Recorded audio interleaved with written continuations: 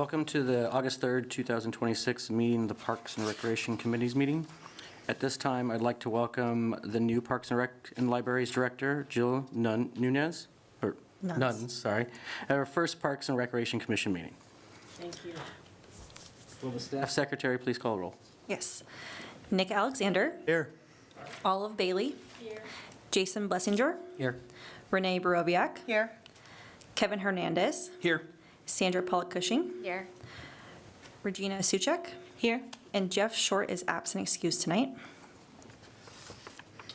All right. Will Commissioner Kevin Hernandez lead us in the Pledge of Allegiance? Sure.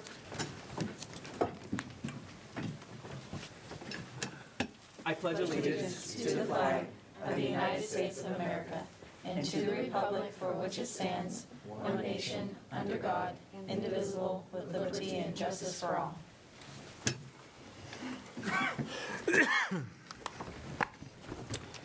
All right. Will the secretary read the procedures for addressing Parks and Recreation Commission tonight? Citizens addressing the commission during public comment are asked to approach the podium and are limited to 3 minutes unless extended by the chair. And must be regarding items not listed on the agenda and are within the city's jurisdiction. The Brown Act does not permit any action or discussion on items not listed on the agenda. No action will be taken on items addressed under public comment. I will now open public comment. Not seeing any. Okay, so I will close public comment. On to the next agenda item, which is item 5.1, the approval of the draft meeting minutes of the May 4th, 2026 Parks and Recreation Commission meeting. Are there any questions or comments from the commission about the May 4th, 2026 minutes? Is there a motion to approve? Motion to approve. I'll second. All in favor? Aye. Any opposed? Thank you. It's approved. Move on to the next item. 5.2 is our next agenda item, which is the community events. Will Neville and Kathleen Beatty. Good evening, Commissioners. My name is Will Neville. I'm the Recreation Supervisor who oversees the events team. Unfortunately, Kathleen Beatty could not make it tonight, so it'll just be me. But thank you for having me tonight. So I'd like to talk to you tonight about our upcoming fall community events. So to kick off, we do have September 19th, we have a full day of fall fun and live entertainment in downtown Roseville. The Fall Family Fest will take place throughout Vernon Street Town Square and Royer Park, and families can enjoy trucks and kids zones, community and vendor booths, fall-themed games and crafts, food trucks, a pumpkin patch, an appearance by the Sanderson sisters, and more. This fun will continue into the evening with our final summer concert of the square this season, featuring Summer Night City and ABBA Tribute Band. Next, the Fall Community Yard Sale will take place on October 3rd from 7 a.m. to noon at the Mahaney Fitness Center with more than 25 families participating. In June, we held our first community yard sale, and it was such a success that we decided to bring it back again this fall, just in time to clean up the house before the holidays. Another event that continues to grow bigger every year is Trunk or Treat, increasing from about 500 attendees when it first began to more than 1,500 last year. This year's event will take place on October 16th at the Mahaney Fitness Center and will feature more than 30 decorated trunks, 15 interactive booths, a spooky story walk, and environmental utilities work trucks for families to explore. This free community event brings together city departments, local organizations, and businesses to create a fun and safe Halloween experience for families. And during the first few weeks of November, displays will be available at the Mahaney Fitness Center, Maidu Community Center, and Mike Shelato Indoor Pool to honor our veterans. Each location will feature a wall of honor, a donation station, and an area where community members can write thank you messages to recognize and honor our veterans. Honoring veterans previously took place at the Vernon Street Town Square, but after seeing a decline in attendance, we transitioned it to an interactive display at our PRL facilities last year, and this new format increased community involvement, and we saw that it was a great success. So we're going to be continuing that this year. Another longstanding community favorite is our annual holiday craft fairs. This year's events will take place on Saturday, November 7th from 9 a.m. to 3 p.m. at the Maidu Community Center and the Maidu Museum and Historic Site for the Native Craft Fair. The event will feature more than 120 vendors, giving attendees the opportunity to shop for unique handcrafted gifts while also enjoying a variety of food options. And also coming in November, get ready to run, walk, or wobble in our ever-popular Turkey Trot. Held on Thanksgiving morning, starting in the Vernon Street Town Square, this all-ages event features 2 courses, a 5K and a 10K, along with vendors on the square. Registration opens soon, and proceeds from this event benefit the underserved communities in Roseville through our scholarship program. The fun won't end there, though. Once November is through, we jump right into our holiday season events with the Downtown Holiday Celebration and more. We're always looking for partners to help support our wonderful array of events. With over 64,000 attendees, sponsoring a community event is a great way to connect with our community, and information on sponsorship opportunities can be found on our website at roseville.ca.gov/events. And that's all I have for you tonight. Thank you again for having me. All the events and opportunities I've mentioned today can be found on our website listed on the screen, and I'm happy to answer any questions you may have. I'd like to open this to the commission for any comments. No. I'd like to open up to public comment. Any public comments? Okay, we'll close public comments. Thank you, Will. We're going to move on to the next item, which is 5.3, Natural Resources Overview with Eric Dexter.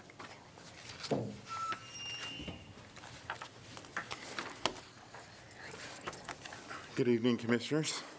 I'm Eric Dexter, Parks and Natural Resource Superintendent, and I'm tonight to provide an overview of how we take care of our natural areas throughout the city. So, natural resources versus open space. So a little over a year ago, we rebranded. So open space, for many of you that have been on the commission for years, you may have heard open space. We've changed that to natural resources or natural lands, that kind of term. So as you hear that going forward, that's going to be what we're going to be using for our natural resource management.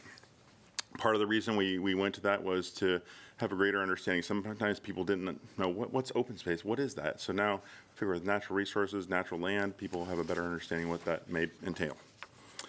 So what is natural resources for us? We take care of 43,000 acres of natural areas, 79 miles of creeks, 50-plus miles of trails, paved and natural, 100,000 trees in the open space and natural areas, 55,000 trees in parks and streetscapes.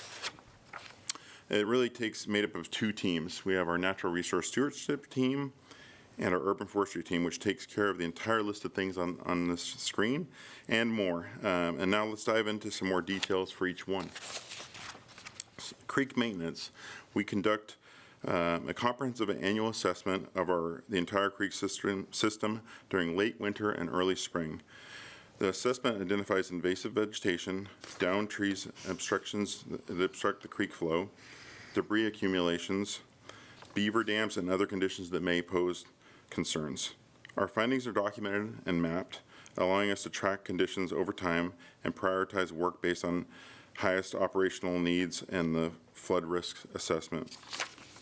Before maintenance activities begin, we review our assessment with the floodplain manager to coordinate priorities to ensure our work aligns with the city's floodplain objectives.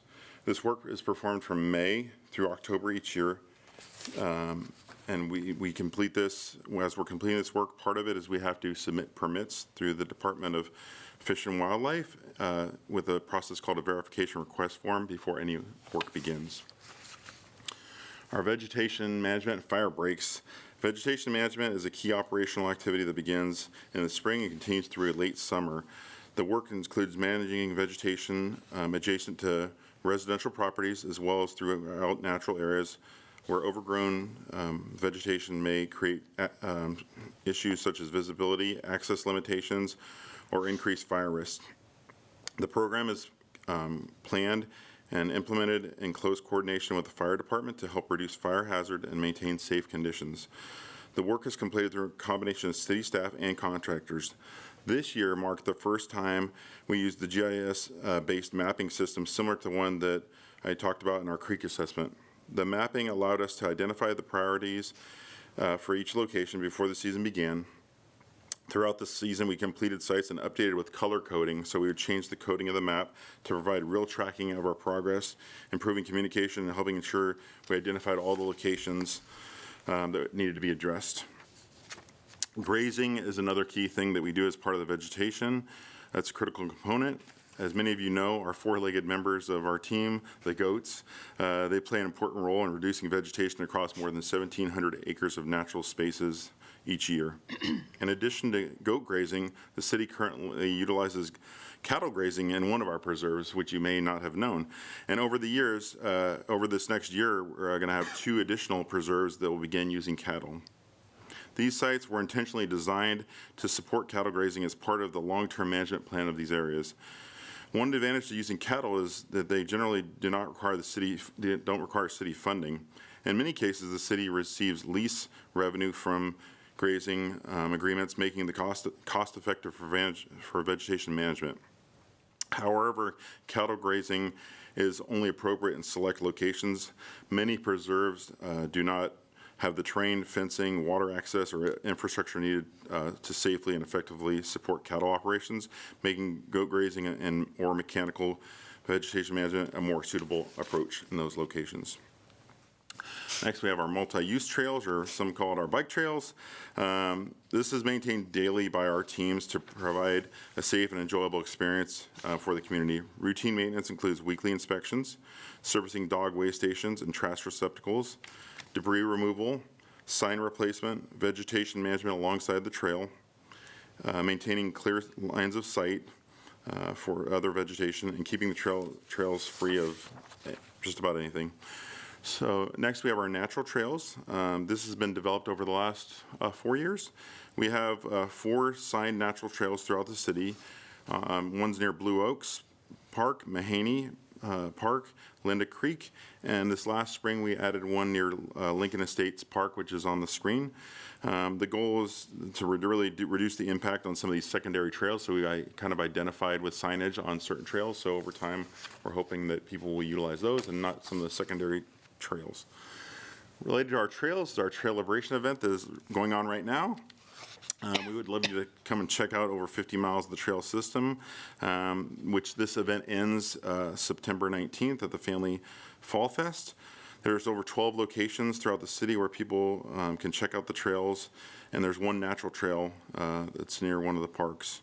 This is a partnership between PRL and Public Works to encourage health and wellness in the community, and 11 of the 12 trails are accessible to all.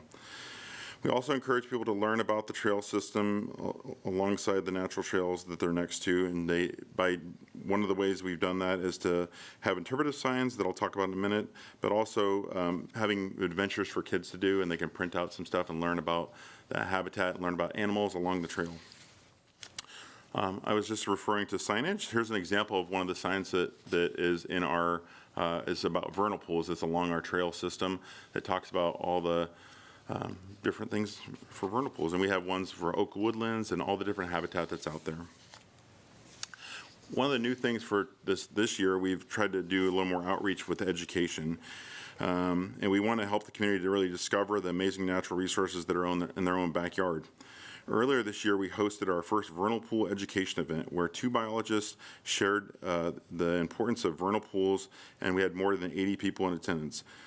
More recently, we held the meet and greet event at a meet and greet the goats at Maidu and Mahaney Parks, where residents were given the opportunity to see goats up close, learn from the fire department about their role in fire prevention, and even pet a few goats. We had more than 1,400 people attend those 2 events. This fall, we're planning to continue expanding our educational outreach with an event focused on the benefits of our natural forest and our what I'm calling Walk with the Urban Forester, and learn more about our city's creek system and the wildlife that are in there, and learn more about that. One of the other things that our team, it's a challenging role that we play, but we do a great job, and over the years we've continued to improve how we deal with and address unsheltered camps. We collaborate closely with the Roseville Police Department to prioritize cleanup efforts using a 4-tiered priority system, conducting weekly cleanups, and also utilizing that same GIS mapping system that I talked about to identify where the locations are at, to track them, and to manage the cleanups. Our tree maintenance, each year we approximately prune 7,000 city trees in a combination with in-house crews and our contract services through established grid pruning cycles. We continue to do assessments of ongoing health and risk assessments to do proactive management in our tree conditions for public safety. More about trees. Tree is one of our greatest passions and responsibilities for our team. Since 2007, the Oak Mitigation Program has planted and maintained more than 35,000 native trees in our natural resource areas. Each year, we continue to expand the city's urban forest by planting approximately 2,000 native trees in natural areas, and additionally, we do 500 trees in parks and streetscapes. Volunteers are also a key thing that we utilize to get many of the tree plantings and mulch events and even creek cleanups done. We partner with the Roseville Urban Forest Foundation to plan and help plant the trees and mulch spread, and they organize hundreds of volunteers annually. One more thing that's new is there's some regulations. The California Department of Fish and Wildlife has established a beaver restoration program that encourages agencies to identify and implement strategies for coexistence with beavers whenever feasible. This initiative has gained significant momentum over this past year, requiring our staff to develop innovative approaches to balance habitat conservation with the maintenance of the public infrastructure and natural resources. While beavers provide an important ecological benefit by creating and enhancing wetland habitat, they can also present operational challenges, including localized flooding caused by their dam construction, loss of trees due to their gnawing and felling of trees. And our team continues to adapt these management practices to support both environmental stewardship and the protection of city assets. In fact, we recently attended an educational course on this to how to coexist with beavers, and we're looking to bring in a specialist to address some of the issues we have in some of our creek system. So in closing, our goal is to leave Roseville's natural resources healthier, more resilient, and better connected than we found them, so future generations can enjoy the same beauty and opportunities we all do today. And that concludes my presentation. Is there any questions? It's a lot of information. Any questions from the commission? I do. When we renamed the open space to natural resources, a lot of the planning documents have it as open space. So as the planning documents are amended from time to time, Yep. are we going to go change the name at the same time? Some documents we won't change, right, the historical documents, but we are actually in the process over this next year, we're going to be updating our overarching plan. So that'll be a good opportunity to communicate that as a natural resources overarching plan instead of just open space. Because as some specific plans are amended, I mean, that would be the opportune time to do it. Yeah, and that's where I think that overarching plan actually kind of talks about how all of our natural areas are maintained and deed restrictions and tied into all those kind of things with development. So, yeah, where we can do that, we will definitely update documents. Just so we're consistent and not confusing. Yeah, that makes sense. All right, next question I have on multi-use trails. Are we seeing any issues with e-bikes? There are definitely issues with e-bikes. A lot of those situations, we don't manage that part of it. Usually we'll work with our alternative transportation. We report issues that come up. They kind of address that with the police department on when those come up, but they actually are allowed on our trail system. Yeah, because there's a trail behind my house, and I've been there for 32 years. And it's just amazing how quickly those bikes zip up and down the trail. And I'm just a little concerned that, sometime, you might have an accident, so. Yeah, I know the alternative transportation, we work with a volunteer group that helps monitor the trail system, and if people are going too fast, they'll do the best they can to address that. PD, there's nothing restricting them from using the trail system currently, so. Are there classifications of e-bikes? There are. I'm not educated on that, to be honest with you. Alternative transportation is the expert on that, and they can share that more with you, so they could give you more information on the I different. think there's a classification that it can't go faster than a certain speed. Yeah. And then some of them are as fast as motorcycles, and then. Yeah, that makes sense. Yeah, I get the concern there. Yeah, if you can just, raise that with alternative I can share transportation that. came up at Be a happy to share commission that. meeting, so. I could do that. I don't have anything else. Just, Nick, the public schools just actually sent out to the parents the breakdown of all the rules on the e-bikes. So if I can give it, I can screenshot it and Okay. share it with the commission if that's something that, Very good. and I can share it with, Eric and everybody if that's. Yeah, is there, you talked about the volunteering opportunities. What are the upcoming ones, just as a way of letting people know? Are there any coming up soon? I don't have the date in front of me, but if you go into Roseville Urban Forestry Foundation, they post all the events that are coming up, and we generally push those on social media too. So we just recently had some mulch events over the summer. Sometimes we have a break, and then we do our tree plantings in the fall and the winter, because that's just timing-wise for that. So we did a lot of mulching events over the summer. There may be a little gap where there's the next event, but Right. as they come out, I would go to their website. That's the most up-to-date. Okay.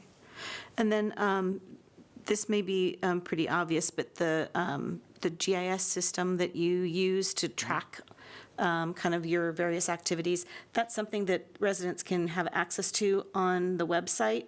So that Some- if they live adjacent to potentially one of the areas that you might be maintaining, that they can see whether or not maintenance is scheduled and/or reach out if they see something?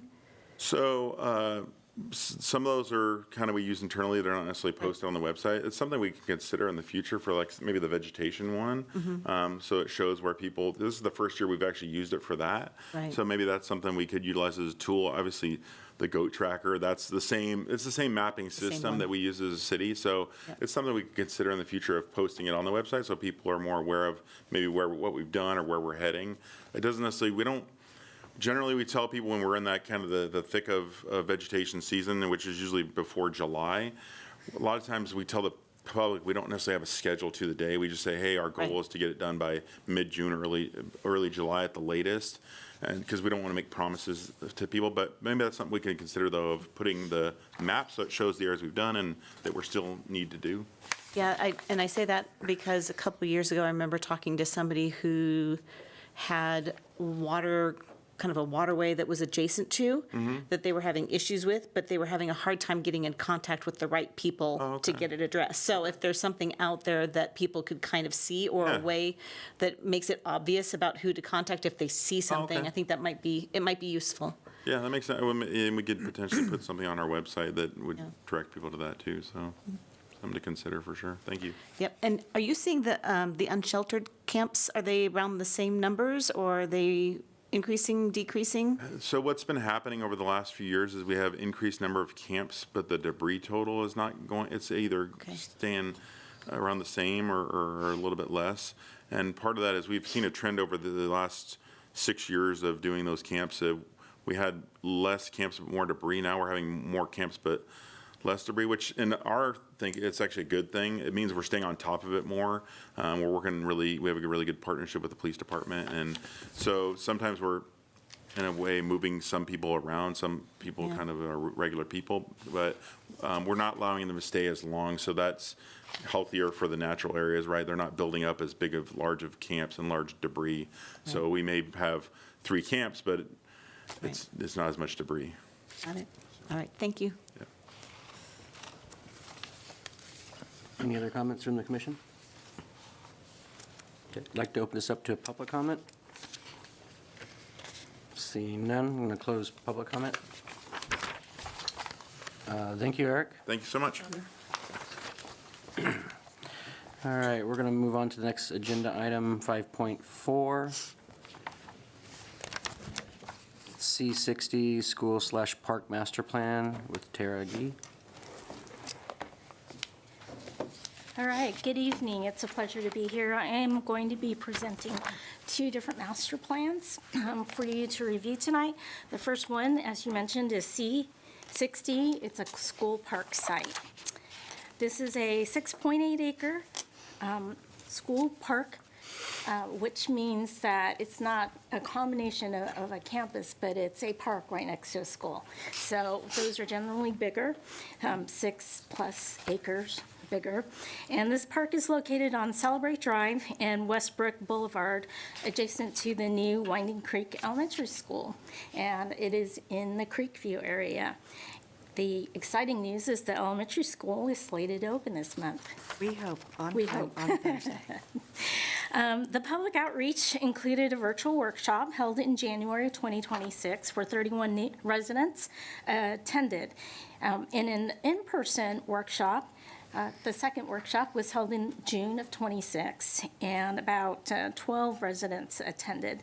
Based on the comments provided in the second workshop, the schedule was refined and a 2-week write-in period opened in mid-July and closed at the end of July. During the 2-week write-in period, approximately 8 people responded. 3 were supportive of the proposed plan. 4 were supportive, but they wanted to add more features to the park, such as walkways, pickleball courts, and such. And 1 comment did not like the baseball fields. The master plan is being presented to you based on the cumulative feedback of the 3 outreach opportunities and is staff's recommendation. Additionally, the design was discussed and reviewed with the Roseville City School District, who supported the master plan and the planned connections between the park and the school. The construction budget is about $3.7 million. The proposed master plan includes a children's play area, a swing area, picnic area, shaded picnic area, in fact, 2 ball fields, a restroom, and off-street parking with a connection to the school. As with the other recent park master plans that have shared with you over the last couple of years, the design identifies a menu of features should budget allow. These amenities will be considered based on the bids received, hopefully competitive bids, that we could stretch our budget and include expanded grass areas, a signature art or play feature, and an expanded landscaping and irrigation. If approved tonight, we will move forward to the City Council for formal approval and begin construction document preparation. Our goal is to start construction in the spring of '27. So tonight, we are asking for approval of the C60 School Park Master Plan and forwarding it to the City Council pending environmental clearance. So this concludes my first presentation on C60, and I'm happy to answer any questions you may have. I'd like to open this up to the commission for comments.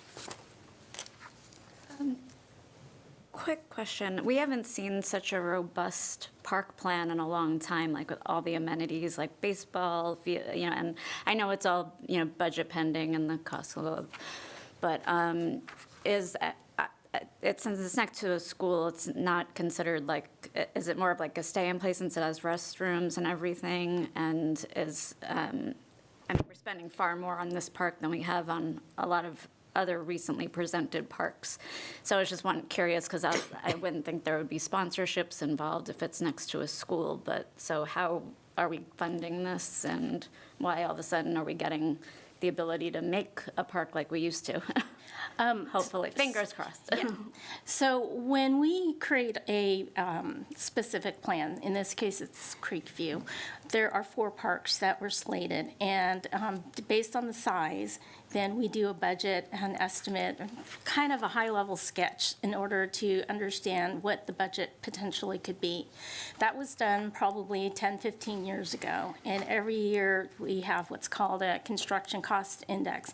So each park has a budget when the specific plan is included. When we talk about a school park site, it is a larger site, and it is planned to have more formal features on that. So when we talk about a neighborhood park, and we'll talk about one in a minute, the stay and play value is generally about an hour to an hour and a half. The features are more informal and closer to home, so within a 10-minute walk from home. So there's certain amenities, such as a restroom, that aren't included in a neighborhood park because the stay is very short, and you can basically walk or bike to the park. In a school park site, that's kind of in between. And so when we look at a school park site, it's, again, between 6, maybe 8, maybe 10 acres. And that's an opportunity to put bigger, more formal facilities, usually 2 of something, depending on the size. In this case, it's 2 ball fields. And that helps provide the organized, formal play that a neighborhood wants as well. So we do a little bit of trade-off on that. When we have a school park site, the stay and play value is between 2 and 2.5 acres. You know, you go to practice, you play ball. And for that stay and play value, you need other support features, such as a restroom. So that's what triggers it. And of course, if we are talking about, since I'm describing the different types of parks, then we're talking about citywide parks, the Mahaney's, the Maidus, the Central Park, Crab Park. Those have a multiple numbers and various features that people could literally stay there all day if they wanted to and have different experience throughout that day. So most of our focus has been on neighborhood and school park sites, although in the past 2 years, we did do a large number of citywide parks, like the pickleball courts at Gibson, or finishing up the Central Park and Crab Park.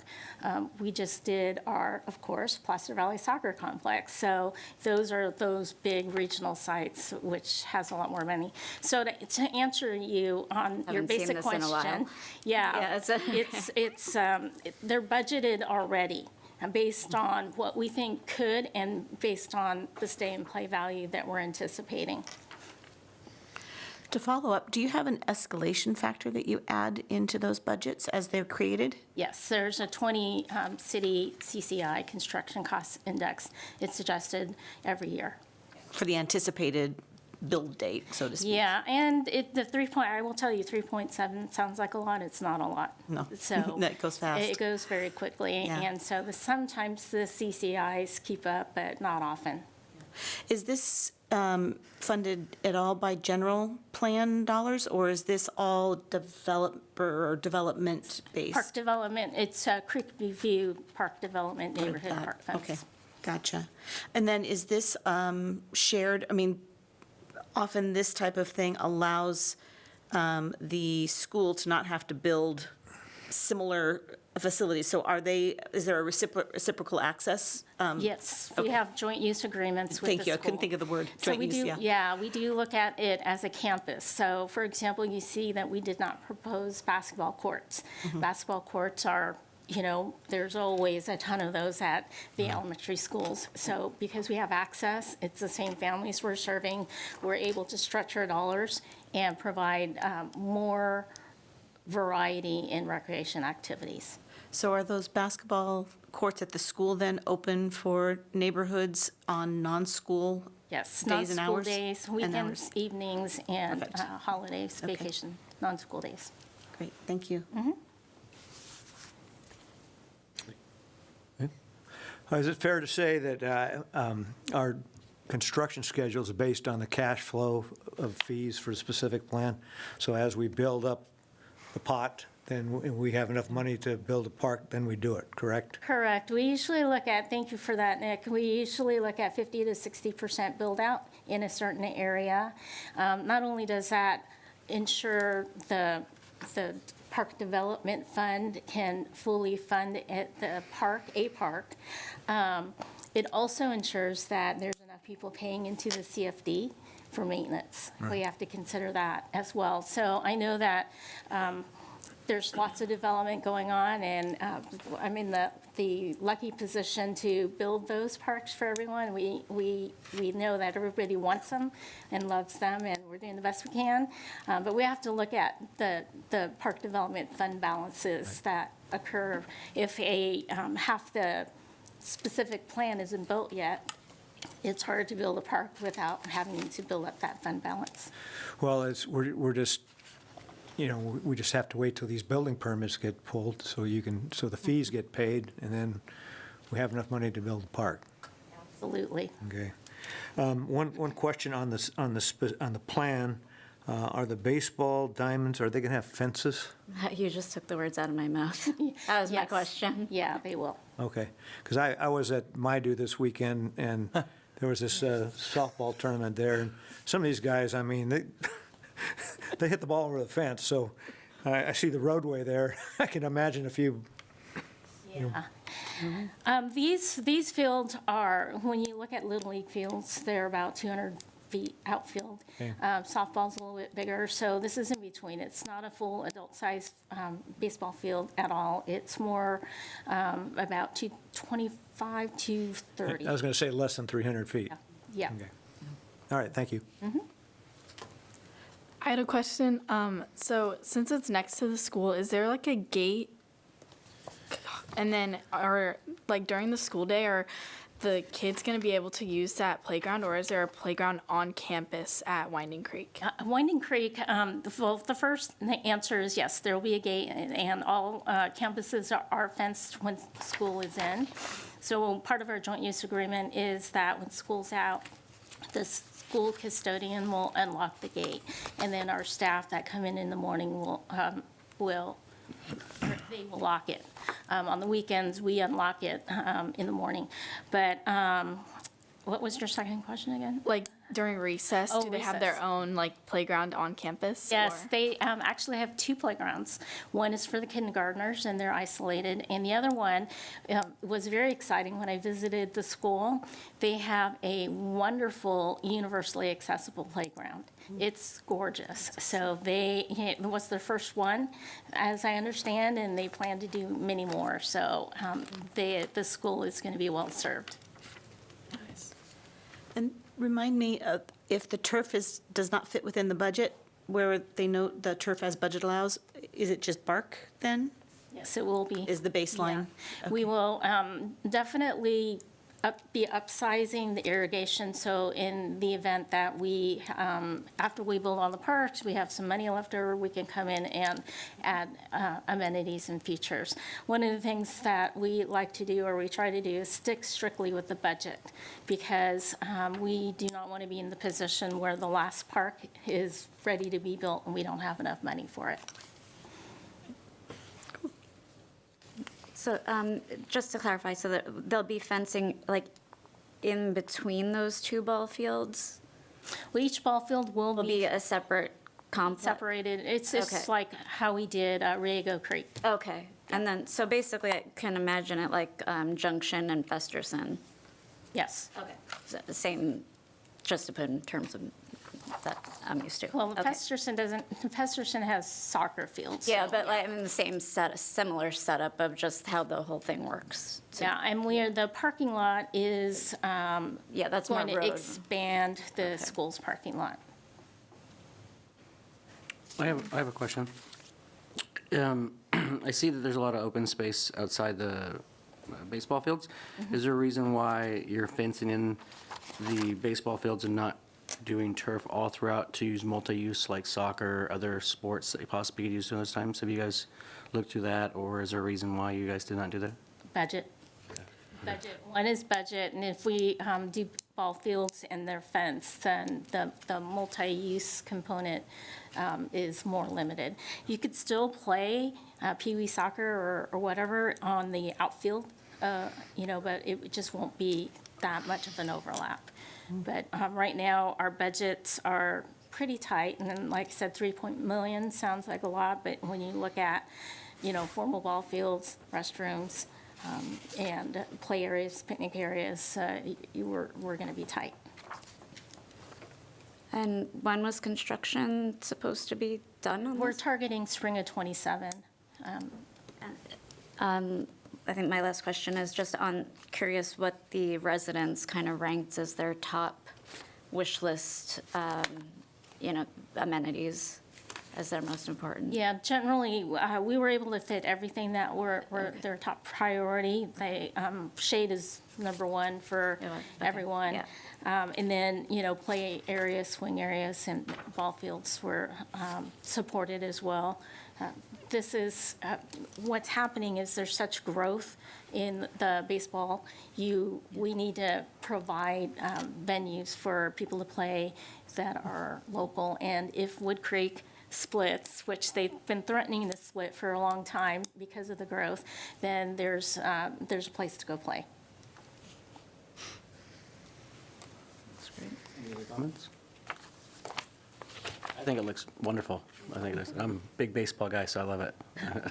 Great. A motion to approve already for this. but- Well, I got to open to Oh, yeah, public. comments real quick. So I'm going to open to public comment. Okay, I'm going to close public comment. Is there a motion to approve Master Plan C60? Move. Second. All in favor? Aye. Any opposed? Approved. Thank you, Tara. All right, next on the agenda item, and I guess it's you again, Tara. We're going to do item 5.5, KT 51 Neighborhood Park Master Plan. Yes, so this is the second of the two master plans for tonight for your review. This one is a 4-acre neighborhood park located at Garibaldi Drive, west of Santucci Boulevard, which is in the Sierra Vista area. This park backs up to an open space. Again, public outreach was started with a virtual workshop, and that was held in January of '26. 18 residents attended. The second workshop was an in-person workshop held in May of this year with about 10 people attending. Based on the comments provided in that workshop, a sketch was refined, and the 2-week write-in period opened in June of '26. There was a pretty low a comment, or basically none, in the first 2 weeks. So what we ended up doing was expanding the write-in period for another 2 weeks. So during that 2-week write-in period, or 4 with the extension, we did get some comments. Some people responded. 2 were supportive of the proposed, and 3 wanted to add a basketball, a half court for basketball. So in looking at the feedback, we did add a half court for basketball. That's shown up there in the gray. The budget for this is $1.5 million. The proposed master plan includes a children's play area, swing area, picnic area, a small fitness space, a half court for basketball, as I mentioned, grass and undeveloped areas with natural trails that transition into the open space, pockets of landscaping along the street frontage, and a bike trail connection. As with the others, we also identified features that would be included as budget allows. And those features will be considered based on the bids received, and they include the shade over the picnic area, the swings, the half court for basketball, and expanded grass areas. As you can see, this is a 4-acre site, and much of it, the brown area, is going to be left natural, and it will flow into the open space down at the bottom of the screen. And so with these limited budget availabilities, we're in the past, we've been able to develop the entire site. We are being very conservative in making sure that the key features, Sandra, you asked what do the key features, and we are able to include all of them in the master plan, but again, some will be identified as budget allows. Hopefully, we will receive competitive bids and we'll be able to squeeze all of it in.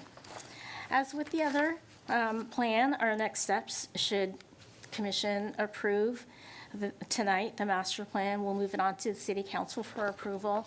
It's on the same schedule as C60. We'll prepare construction documents and aim to start construction in the spring of '27. So the action for this item is to approve the KT 51 Neighborhood Park site, forward it to the City Council pending environmental clearance. So this concludes my presentation, and I stand ready to answer any questions you may have. Any questions from the commission? I had a question. So does the natural trail connect to a natural trail that goes into the open space? It does not, not in that sense, but it does connect to the existing bike trail that's there. So there's 2 ways to get to that bike trail through the park, through a natural trail leg or through a paved trail. Okay, thank you. On the east side, there's a gray stripe kind of that goes up, and it connects with the That's walkway all. is that asphalt? Well, we haven't quite determined because of the high level. It could be asphalt, it could be concrete. It just depends on when we start working on construction documents where we feel is the most cost-effective or gives us the best chance of actually putting it in. So that's paved and it connects to, similar to what she was saying, on the south side, kind of the southwest-ish? And that Yes. connects over to the neighborhood on kind of the bottom left on here? Okay. So there's a whole paved connection that, between the neighborhoods? Correct. Gotcha. We'll have a zip line, though? Am I reading that? Zip line? Potentially. Oh, okay. It didn't say its budget allows, that's why I was curious. And that was one of the priorities, so we're hoping that we can get that put in. I want to try it. I'd Mines are like to very see that. popular right now. I would like to see you try that, yes. There's film of me doing one in Hawaii, so. Any other comments? Good. Just a quick question. Moving forward, are all of our playgrounds going to have some accessibility like factors? Like, are they going to be accessible playgrounds moving forward? Or we're just going to have a couple that are like the power playground that's like the accessible playground? So like where it says, children's play area, there's not going to be any accessible like swings or things like that?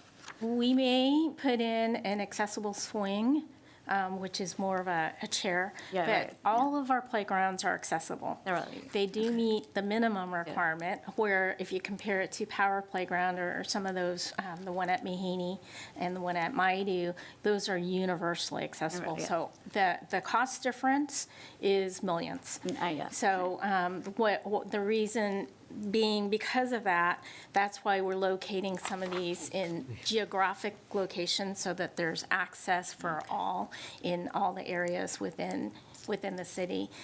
If, I'm not going to put it on the school district, but if they are able to, they want to put more in, and so that's a benefit as well, that we're not only relying on the city to put in universally accessible playgrounds, but the schools will sprinkle that in too, which is exciting news.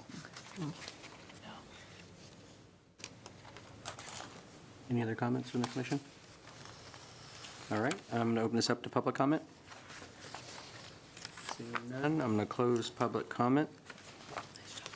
Motion to approve the master plan KT 51 neighborhood park? Motion To approve. I'll second. Now it's in sync. Sandra, your Yeah, motion to approve. Okay, and Olive, you have second? Yes. All in favor? Aye. Any opposed? All righty, that passed. Thank you, Tara. We're going to move on to the next agenda item. It's 5.6, Park Naming Subcommittee Member Selection. Tara, again, you're up. Again, We're just all gonna leave, let her do the rest of the meeting. Stay here, yeah. I'll just stay here. Tonight, as you're aware, the city recently adopted and approved a revised park naming policy.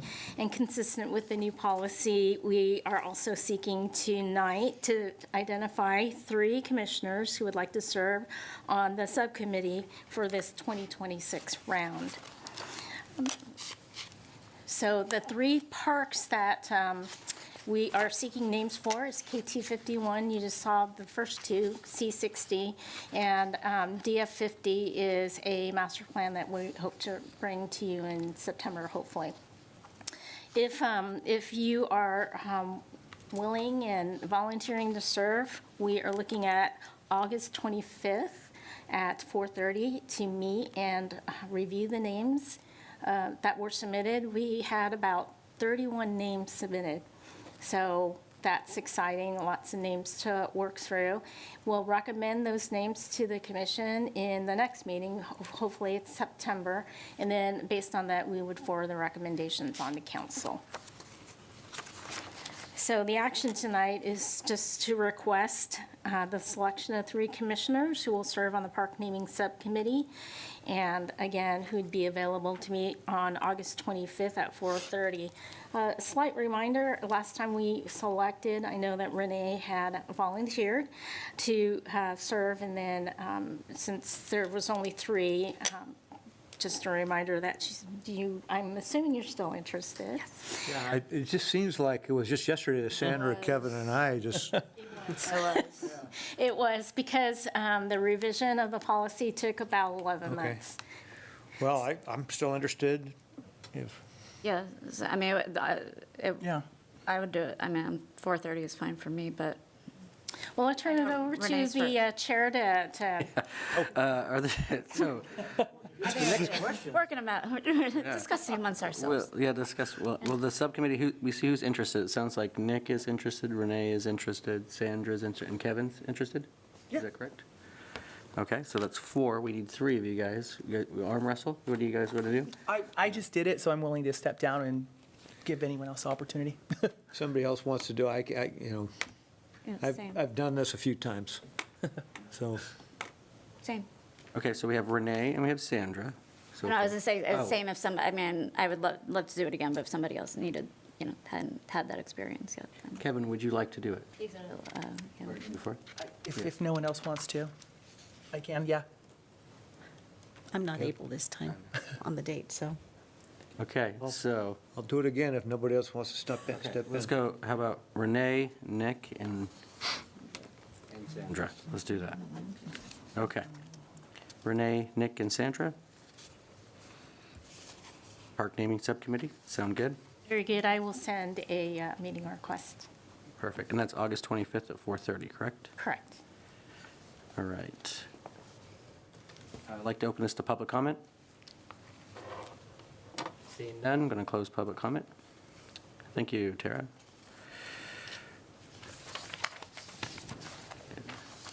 So now we're going to move to the next item. This is item number 6 on the agenda, staff and commissioner reports. Are there any reports from staff?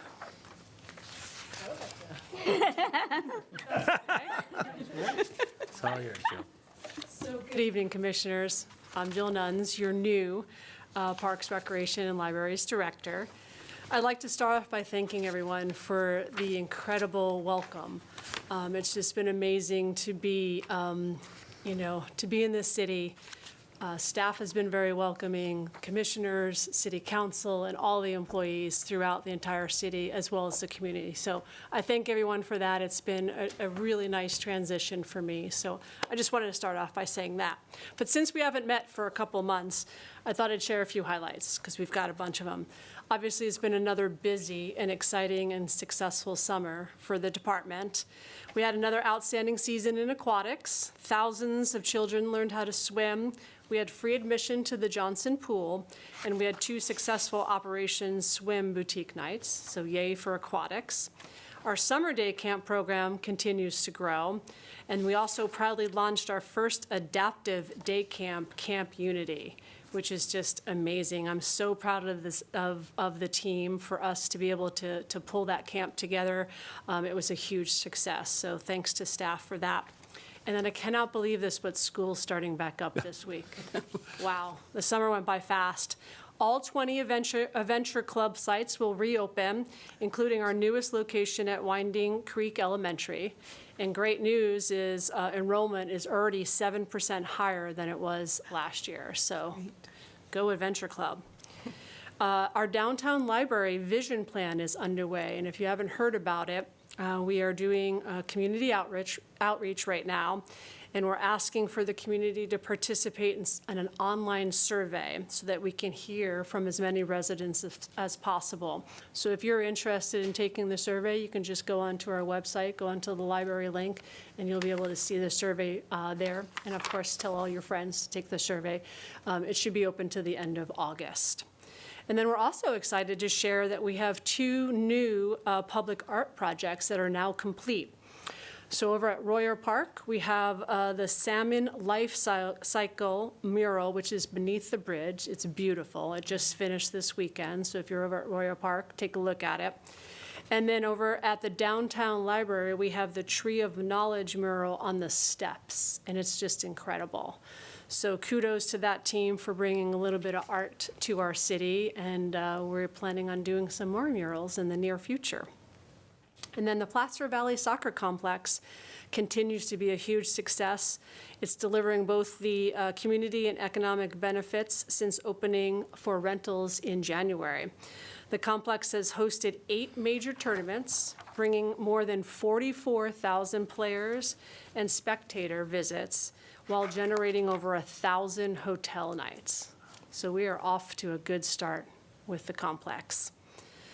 And then, as many of you know, July was National Park and Recreation Month, and so our team celebrated by showcasing the people and programs and community impact of PRL throughout the entire month through social media, videos, newsletters, outreach efforts, and just making sure that we're letting everyone know that how important our role is in Parks and Recreation to our community. So hopefully you got a chance to enjoy one of our fun videos or outreach. And then September 28th through October 2nd, several of our team members will attend the National Park and Recreation Conference in Philadelphia, where Roseville once again is going to be recognized as the Gold Medal Award finalist. This is the 5th year in a row. Please keep your fingers crossed that this is the year. So the winner will be announced on September 30th. We're hoping that you can hear all of our cheers from Philadelphia. It'll be a little early here, but it'll be, East Coast time there. But please keep us in your thoughts, keep the whole city and this community in thoughts that this is our year that we win the gold medal. And finally, because of Labor Day, our regular scheduled meeting falls on Labor Day. We would like to move that meeting if possible. Tara does have an agenda item that she would like to move forward. So we're asking if maybe the Parks and Recreation Commission could meet on Monday, September 14th. So think about it. Mackenzie will send out an email tomorrow just asking if you are available on the 14th so that we can, have the meeting and move forward. And it'll be a quick meeting. It won't be a very long meeting. So think about September 14th, and when Mackenzie reaches out to you tomorrow, just tell her yes or no, or maybe so. All right? And with that, that concludes my report. Thank you. Thank you. Any comments from the commissioners? Just one comment. Welcome, Jill. Thank you. I've been around here a long time, and Tara knows my history. I was appointed to the Park and Recreation Commission in 1996 for Ed Mahaney's last 6 months. So I have been able to work with every single park and rec director. So welcome. Thank you. Thank you, thank you. Any other comments from the commission? I would just agree to that. Just welcome. I feel like you've really moved in and just made it look so effortless. So just continue to do a great job, and thank you so much. Thanks, Kevin. Thank I'll you. ditto that and say welcome and look forward to working with you. Awesome. Me too. Thank you. Oh, I got to say welcome, too. Welcome you. I hope you have a good time in Roseville, and I hope you can make this city even better than it is. So appreciate it. Well said. I've been fortunate enough to have a couple interactions with Jill already, and she has really jumped into it, both full, she's in it, and she's doing a great job on everything, so all the little things we've touched base on, especially with the Performing Arts of Roseville. You've really, you had big shoes to fill, but I think, you're doing a great job so far, so we're lucky to have you. Okay, you're the last one, so you have. Apparently, I have to say something, so I'll agree. But there's been a lot of really good ones over the years, the directors and all that, but you are more than capable. We don't have any doubts on that, I don't think, so And we also- look forward to it. We're an extremely, welcoming and helpful commission, so, you can always look to any of us to support. Appreciate that. Thank you. I guess I have to say something too. No, I am excited to see what you do for the city, and it's exciting to meet you, and I'm excited to have the rest of my term here this year with you as our director. Thank you. All right, everybody talked. Good job. Now we're going to the next agenda item, which is item 7, adjournment. Do we have a motion to adjourn? Motion to adjourn. I'll Yeah. second. Thank you. Motion to adjourn, all in favor? Aye. Any opposed? Nay. Okay, here we go. Look at that. August To the 3rd, minute. You're going to run all these meetings. August 3rd, 2026. Parks and Rec Commission meeting adjourned at 7 PM. An old guy. My phone says 6:59.